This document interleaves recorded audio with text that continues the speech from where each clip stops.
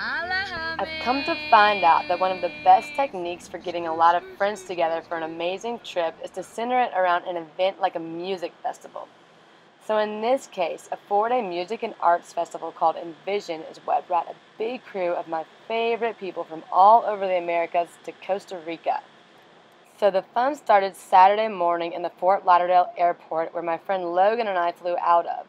We were in a celebratory mood, so we started champagne campaigning at 9 a.m. in the morning at the airport bar and managed to slam down several cute little mini bottles of champagne before the flight.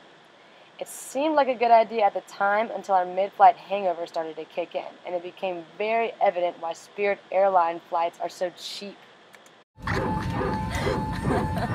Sing that song, Logan, sing that song.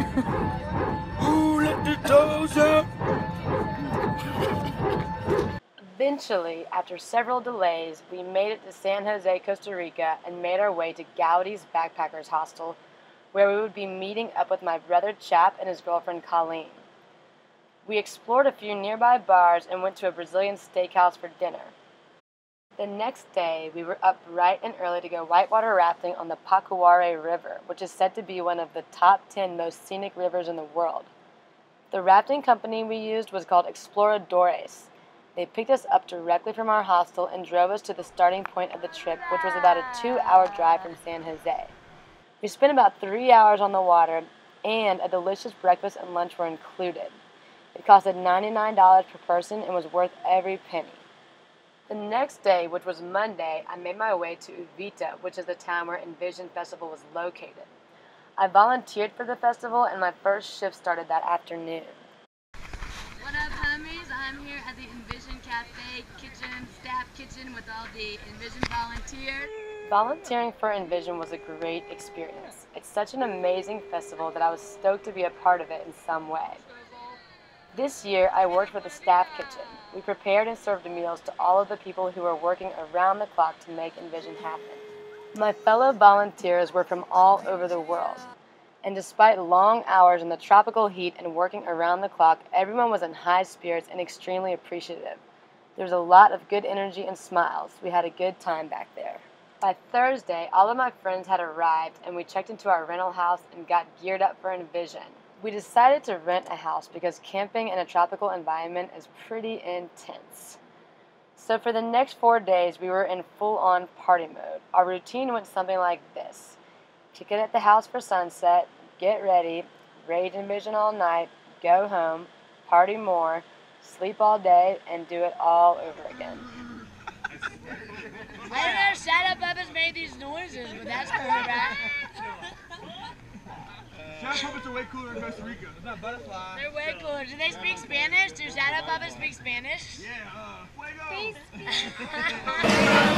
What up, homies? We're here with our crew. Last dinner, last night of Envision. Holla! The token. Wee-wee!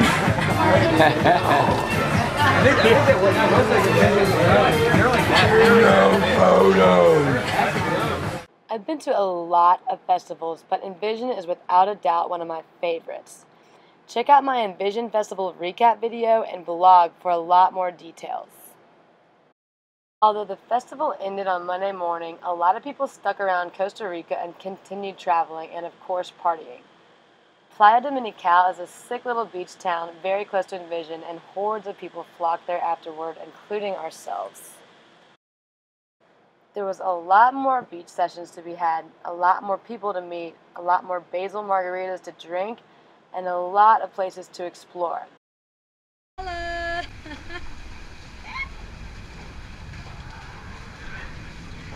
We are going through these crazy caves right now in Costa Rica, Playa Ventanas. Just getting cray-cray. Oh my god! Holy shit! Come back up. I was like, it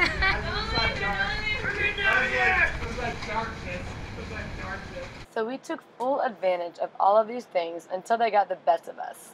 Eventually, my friends Tracy, Johnny, and I decided it was time to chill out for a bit and take a break from all the madness. So we hopped in Johnny's truck and made our way to Drake Bay, which is located on the Osa Peninsula. Of all of the adventures Costa Rica has to offer, I think the biggest adrenaline rush is simply riding in a car. People drive like maniacs down there. Drake Bay was super chill. It's a small little town off of the beaten path with a lot less people and a lot more wildlife. It was a great place to max and relax and explore. We did a lot of walking and hiking around, kicked it on the beach, did some paddleboarding, and ate some good food. So we were really surviving on this walk. I almost got attacked by monkeys. We're walking over some crazy bridges, but so far so good, guys. So far so good.